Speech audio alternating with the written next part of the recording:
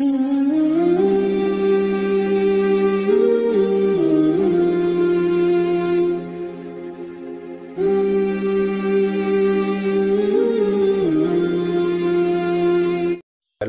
روزہ کھانے کا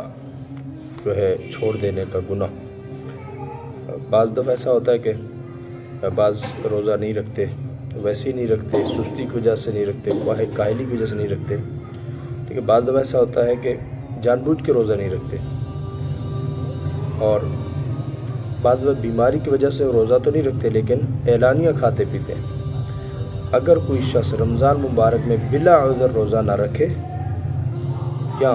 عذر کی وجہ سے نہ رکھے اور اعلانیہ طور پر کھائے پیے تو وہ فاسق ہے اور اسلامی شعائر کی توہین کرنے والا ہے، اور مسلمان خلیفہ کے حکم سے ایسے شخص کو قتل کر دیا جائے تاکہ کسی اور آدمی کو اعلانیہ کھانے پینے کی جرت نہ ہو۔ وَلَوْ أَكَلَ عَمَدًا شَهْرَةً بِلَا عُذْرٍ يُقْتَلْ، شامی کا یہ فتویٰ ہے۔ تو اس لیے جو ہے اب یہ تو بہت بعید ہے کہ کوئی اس کو قتل کر دے، یا یہ کہ حکومت کی ذمہ داری ہے اور ایسا قدم نہیں اٹھانا،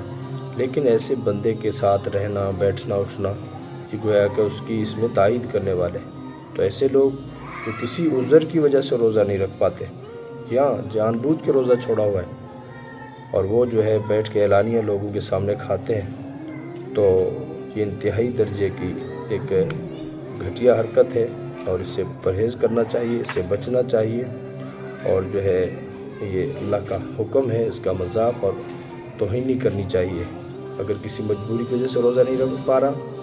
یا مجبوری روزہ نہ رکھنے کی تو کوئی مجبوری نہیں ہے، اللہ کا حکم توڑ رہا ہے تو اس کو چاہیے کہ ایسی جگہ کوئی چیز کھائے جس سے دوسرے کو تکلیف نہ ہو، دوسرے کے سامنے نہ ہو، اور اللہ تعالیٰ جو ہے اس گناہ کو معاف فرمائے۔ سخت ترین گناہ ہے، علماء نے اس کو فاسق اور اسلامی شعائر کی توہین کرنے والا بتائے، تو اس لیے ان چیزوں سے پرہیز کیا جائے۔ اللہ تعالیٰ ہم سب کو عمل کرنے کی توفیق عطا فرمائے۔